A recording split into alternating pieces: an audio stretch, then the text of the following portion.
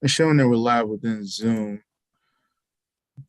but I'm not seeing it in YouTube.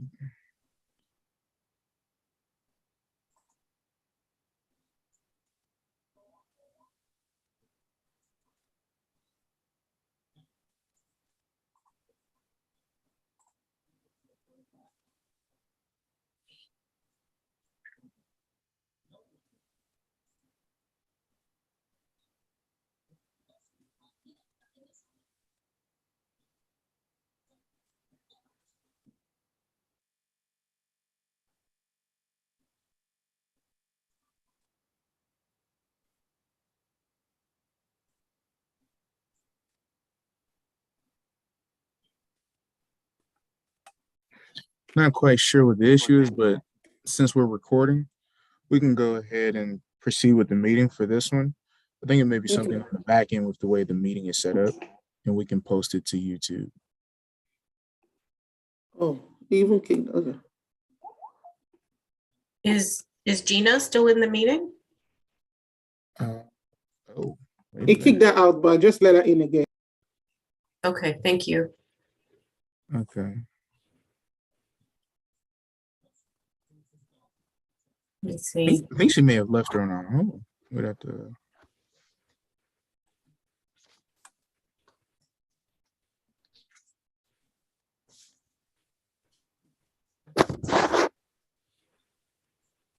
Should we proceed, or are we waiting for her to join back? Oh, there She's she back. is. Yeah, There she's she back is. now. Okay.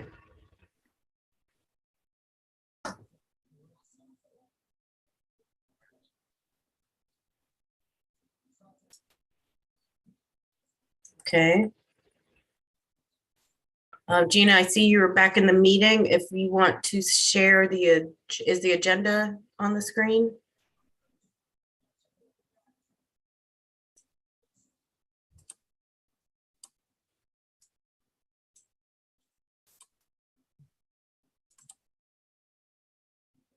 Yeah.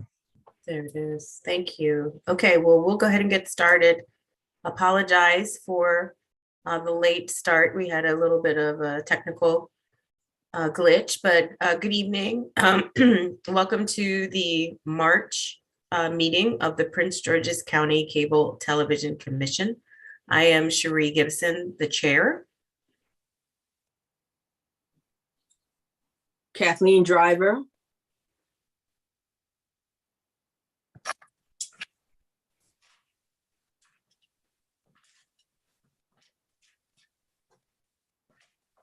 Thelma Newsome Summers.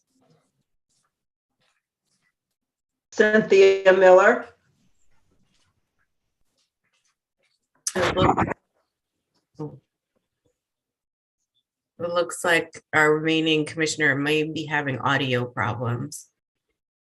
Okay, there you go. She's on mute. Commissioner Miller is on mute. Can you unmute? Okay. I already introduced myself, Cynthia Miller. Oh, okay. Sorry about that. Okay. Yeah, I was having problem on meeting though. Okay, go ahead and introduce yourself. I'm Festus Udejofor. Thank you. Good evening to our guests and our viewers. The first order of business tonight is the approval of the minutes from our February meeting. Commissioners, have you had an opportunity to review the minutes, and are there any revisions or additions to the minutes at this time? None? None. No changes. Okay. No changes. All right, thank you. So we will accept and approve the minutes as they have been presented. Next, we will move on to the action items. There are no action item at this time. Okay. thank you. Now the monthly reports. Okay, so the monthly report for the Prince George's County Cable Television Commission for the month of February 2022. For Comcast, we have 4 open calls. For Verizon, we have 7 open calls. There are no outstanding calls, and they're all closed and no outstanding. That concludes my report for the monthly report. Thank you. Okay, thank you. And next we have the Community Television of Prince George's County report. Okay, we have, I don't know the order, but I'm just going to call. We have a Byron Strider. Can you hear us? No, Gina, we didn't do the Gina. Community Television of Prince George's County report. Oh, that report was submitted and it was accepted. Okay, thank you.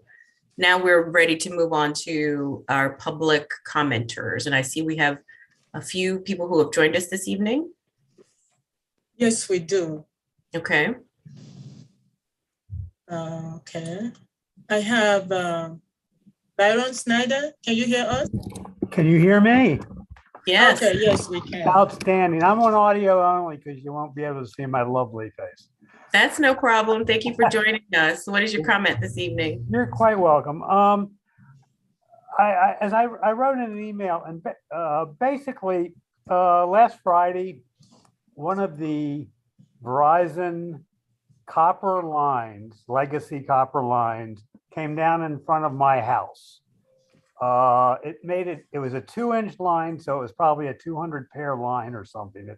It's a ton of wires, and it fell right in the middle of the road across the yellow line that goes in on a curve. And it happened around noontime. Somebody, I think some truck hit it. I don't actually, I heard stories that it was a WSSC contractor, but how it came down is kind of irrelevant. The result of the accident, if you will, was this giant U piece of cable that hung down to the ground, went across the road for about 40 feet, and then went back up to the pole or back up to the wire that it was lashed to. So in an attempt to get this thing out of the middle of the street, because I was afraid somebody was going to run into it, I attempted to contact Verizon. I know I'm a computer engineer from Goddard. I know what a copper line looks like versus a fiber line versus a fiber line. And so I knew what it was. And I attempted to contact Verizon, and there is absolutely no way that I can find that a non-account holder can contact Verizon. You can try to chat with them on their webpage. After you sign in, they'll chat with you. You can try to call, you can't call them because they say sign in. So I said, all right, I actually spent probably 2 days attempting to accomplish this. Eventually I called 311 and I said, hey, I got this copper line down that belongs to Verizon. I need them to get it. Oh, let me just step back. 2 fire truck visits and a BG&E visit. The BG&E people actually pulled the line down. It was still lashed to whatever it was lashed to. They pulled one end of it down and pulled it out of the road so it wasn't in the middle of the road. It's now got probably 50 feet of cable, 2-inch cable lying in my neighbor's yard. Okay. So I tried to call 311. They said go to the Maryland Public Service Commission. Quite frankly, the Maryland Public Service Commission said, well, before you can contact them, you got to contact Verizon. Guess what? You can't contact Verizon because they don't allow you to call them unless you're a customer. At least I can't find it, and nobody I know can find it. Okay, so that's the baseline. So the real problem that I'd like to see resolved is 2. One is I would like Verizon or the Cable Commission, if they can, to force Verizon to allow people that aren't customers to report dangerous situations about their cables. In fact, that would probably be good for Xfinity as well. I'm sorry, I lost my train of thought there for a second. So that's what I would actually like to see.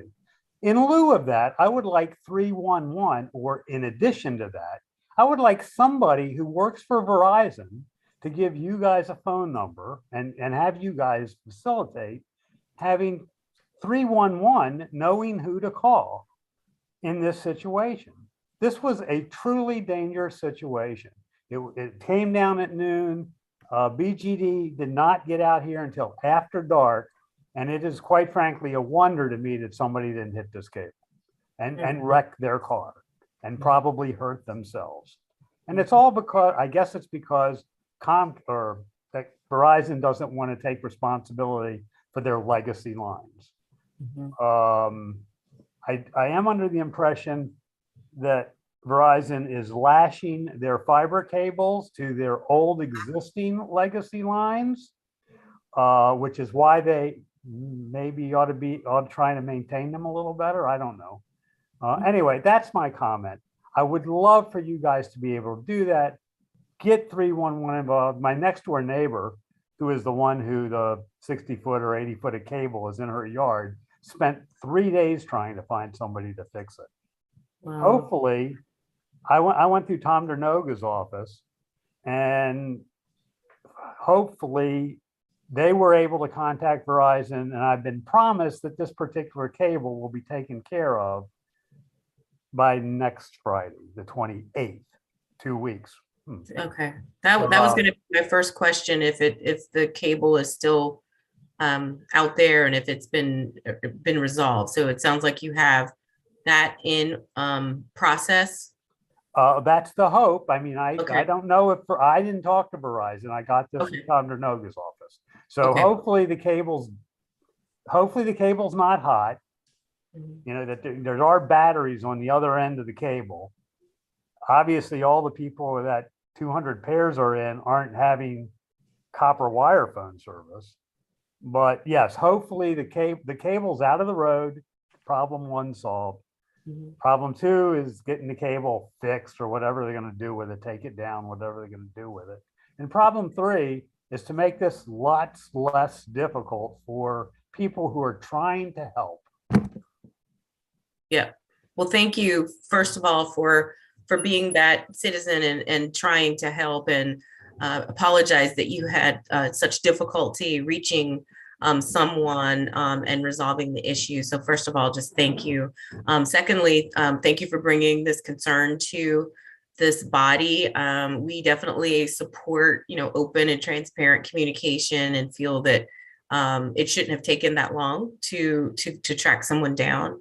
So we do have a representative from Verizon on the call with us who supports this team and helps us resolve issues and create new processes when things like that happen. So Ms. Handy, I don't know if you are in a place where you can come off mute, and is there a way that, is it true that non-Verizon customers can't contact you, or what's the best way for a citizen, if this happens in the future, to contact Verizon? What is the best way to do that? Thank you, Sherry, for this opportunity. Of course, this cable meeting addresses cable concerns, and since he identified this as a copper line, I would either try to call Verizon. I had no idea that a non-customer could not reach Verizon, but he also could contact the cable office for Gina too. And then Gina has a direct line that she can have someone from Verizon address the loose the loose cable. Okay. Okay, just a question. I thank you for being here. I didn't catch your name. It's Karen Handy. Yeah. Karen, thank you for being here. Sure. Is it true that the existing or the new fiber lines are actually lashed to the old copper lines? Unfortunately, I am the FiOS TV contract manager. I That is not in my wheelhouse that I can address. I can try to find that answer for you, but this is not in my area of expertise. The only reason I bring it up is if that's the case, then the copper line becomes part of your cable infrastructure, whether it's hot or not, because it's basically carrying the fiber cable. And it would seem to me that it would be as much your responsibility as the old copper department, which is probably depleted and has nobody working for it. Just a Gina, thought. yeah, thank you for that, Mr. Snyder. Gina, is there a way for us to find that answer to his question about the copper wiring? And then is there also a way for us to work with the county to address his other concern about 311 and just having them to be better equipped to respond with, with an answer or, just a better way to route customers if this were to come up again? Sure, we can get those information, get answers to his question. He had already contacted the Cable Commission and we tried to reach out to him to assist him. However, he stated that he had already contacted the council member to help him. However, we're still going to reach out to him and try to assist him with those issues that he, So we're going to try to get him some answers and work with him on that. I'm sorry to interrupt here, but I really don't need anybody to get back to me. If Verizon does what they promised the council office they were going to do, the 2-inch cable will be gone next Friday and it's not a problem. The problem is the next 2-inch cable. Right. And that's where I would like to see the commission get with Verizon, get with the 311 people and put a process in place that allows the easy reporting of a cable down. That's what I would like. I mean, that's, I appreciate you trying to get back to me. I know you're trying to help, but again, I've solved the problem of this cable, I think. But that's not the bigger problem. Yeah. So that's my comment. If you guys could do that and send me an email and say, yeah, we've given the number to 311, we've given them training to how to contact Verizon, and we've given them a contact point at Verizon that will send a truck out and solve the problem. That's all I need. That's all I need to know. I'd be happy as a clam.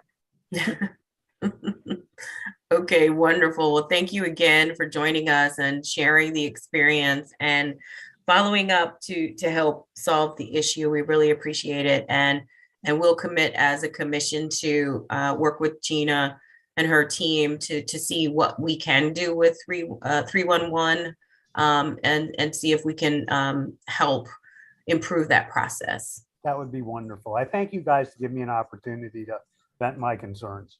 Well, thank you for joining us. Bye-bye now. Thank you. Okay, so the next person, Chandra Andrews, are you there? Can you hear us? I see that you're on mute. Chandra. Yes. Okay, great. I actually don't have a comment. I am the Public Information and Communication Coordinator for the City of Greenbelt, and I'm over the cable channel for the City of Greenbelt. So I'm just observing. Great. Well, glad to have you join us. And it's good to see you on the call, and thank you for your work, and you're welcome to join anytime. All right, thank you. Okay, thank you, Chandra. Okay, so the next person I have John Ednes. Sorry if I pronounce your name. Hello. Yes, John, are you there? Okay, great. Yeah, I'm here. I hadn't planned to make a comment, but I do want to support Mr. Snyder.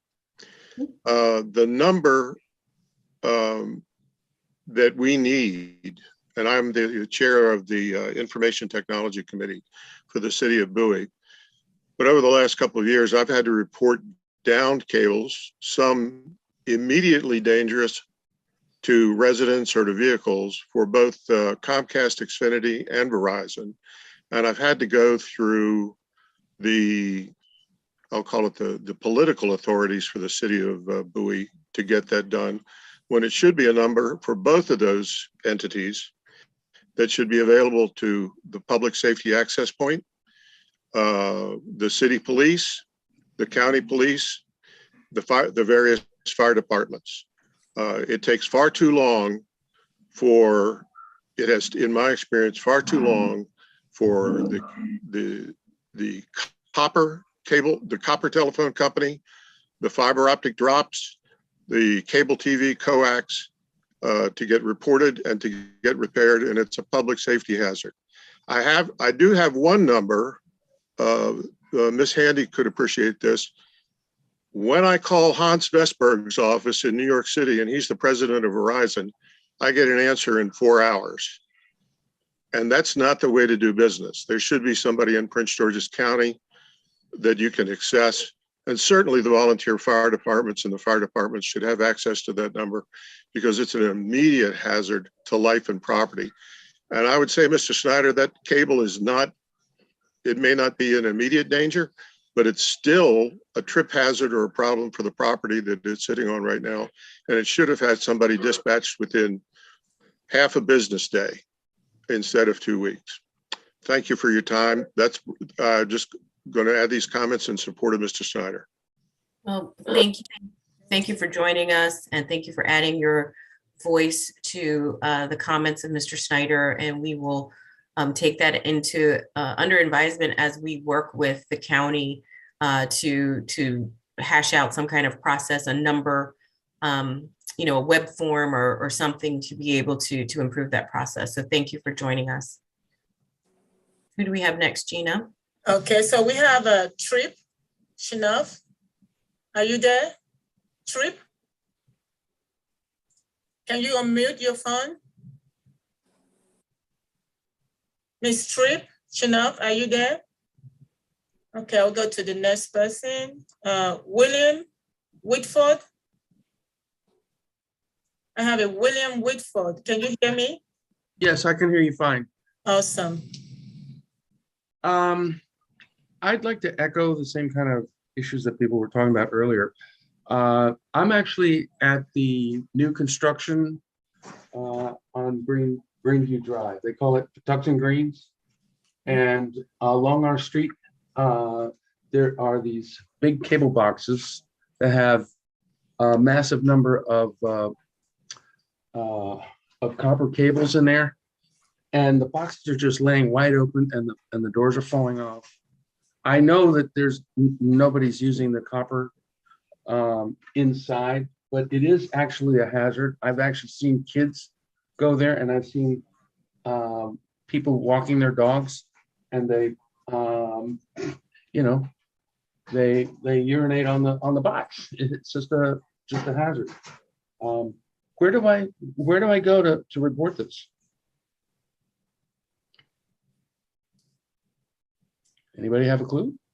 Why don't you get, this is Karen from Verizon. I don't know what box, most likely if you said it's a copper line, it's probably Verizon's.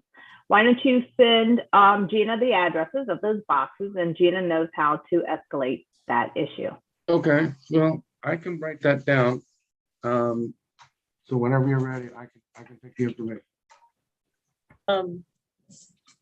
Yes, Margaret, can I have the phone number so I can reach out? My phone number?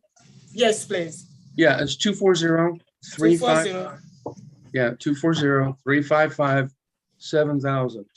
7,000. Okay. Yeah, and if you contact me, I can send you pictures of what I'm talking about. Okay. All right. No problem. Yeah, thank you very much. I'm going to jump off the call. Thank you very much for allowing. Thank you for joining. Thank you for joining us, Mr. Whitford. Okay. So Trip, are you there now? Can you hear us, Trip? She's still on mute, and her video is not on. So, okay, that's all I have for. Okay. Yeah, I believe that's all I have now. Okay. Can anyone? This is Mr. Snyder again. I hate to interrupt. Can I ask one question? First off, or can you hear me? Yes. Okay, and I'm not interrupting. You don't mind me speaking? No, go ahead. Okay. First off, I'd like to thank Mr. Whitford for bringing up his point. A specific question to the commission, and I honestly, I'll plead ignorance here. Does the commission write workmanship standards for Verizon and the Xfinity or Comcast, and how they use telephone poles and where they leave loops of wire and all of that kind of stuff? Is that the commission's responsibility to create those rules and then those organizations' responsibility to follow them? Or do they set their own rules and nobody really watches? How's that work? Yeah, it is certainly someone's responsibility with the county. It is not the scope, though, of this commission to write policy or write rules or enforce rules. The main role of this commission is to work with the community and escalate concerns and issues that customers and potential customers are having with their cable providers. So we have a partnership with our cable providers. They're on the call with us today, and they help us to facilitate,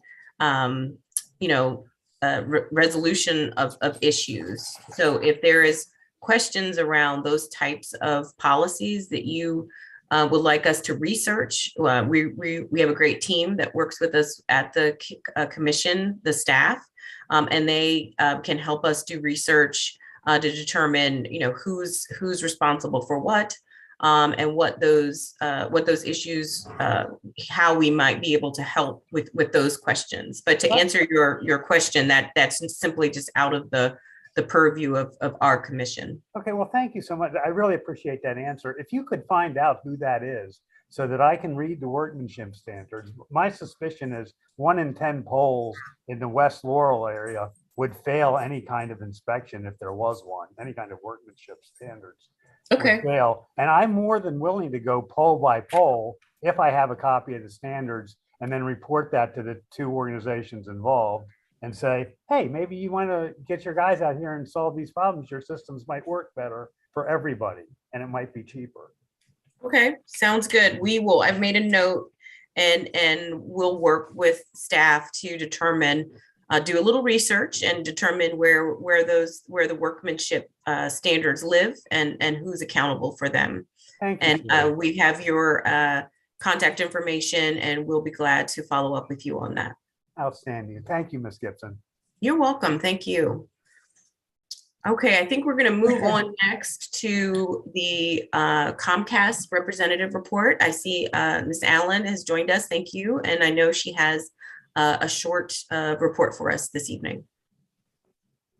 Good evening, and thank you so much again for the opportunity to join you all today. I do have a very short report, and hopefully folks on the call will find it informative. As many of you may know, the U.S. federal government and the state of Maryland, through the Office of Statewide Broadband, are currently offering a benefit program where eligible low-income families can get a discount of up to $45 off of their internet service bill each month. And through these programs, the Maryland Office of Statewide Broadband has produced a public service announcement video, and I'll drop it in chat. And we want to make sure that we're partnering with all of our local governments and nonprofits and community partners throughout the state of Maryland to help make sure that this information is getting into the hands of the families that can benefit most from this. And so we would love to continue to partner with Prince George's County and hopefully find opportunity to put this production from the Maryland Office of Statewide Broadband onto public access channels to hit more of your local audience. And again, making sure that the benefit can be applied to those who need it most. And that's my report today. And I will put a link to the video in the chat for folks. Thank you so much for sharing that information. That's a great, great news. And I was able to look at the video earlier today. And so thank you for sharing that here for those on the call. Okay, so we'll move next to Ms. Handy. Do you have a report on behalf of Verizon this evening? I do not have a report. Okay. All right, so we will move on to commissioners' comments. Do you all have any comments or questions for Ms. Allen about what she just talked about, or any other questions or comments at this point from the commissioners? Chair Gibson, Yes. I just wanted to thank Ms. Allen for providing the information that I requested last week regarding the access of cable channel for resident. Thank you, Commissioner Driver, for facilitating that that inquiry. I don't think we've ever gotten an inquiry from a citizen on how to start her own cable channel. So thank you, Commissioner Driver, for sticking with that inquiry and getting resolution to it. I appreciate that. Thank you. Thank you. Are there any other questions or comments from the commissioners? I just wanted to ask Ms. Handy if they had a similar program for low income residents. Yes, we do. It's a federal program. So yes. I can get that information for you though, because that is broadband, and I can have the state government affairs person contact the team. Okay, that would be great. Thank you. You're welcome. Thank you, Ms. Handy. Yes, you're welcome. Thank you. Okay, so it looks like the other person dropped off, so they may have just wanted to observe. I was going to try to circle back and see if that person was one more time, but it looks like they dropped off. So we are through the public comment and through our commissioners' comment. So at this point, I will just remind us that our next meeting of this commission will be April 27th, 2022. Here on Zoom again, Gina. I think we're still zooming it here. Nothing has changed, but if anything changes, I will. Okay. No, right. Okay. Wonderful. Wonderful. Thank you. Yeah, and if there are no more, if there's no more business before us, we will stand adjourned. Thank you all, and have a great night. Thank you. Thank you. Thank you all. Thank you. Thank you Bye-bye. all. Have a good evening.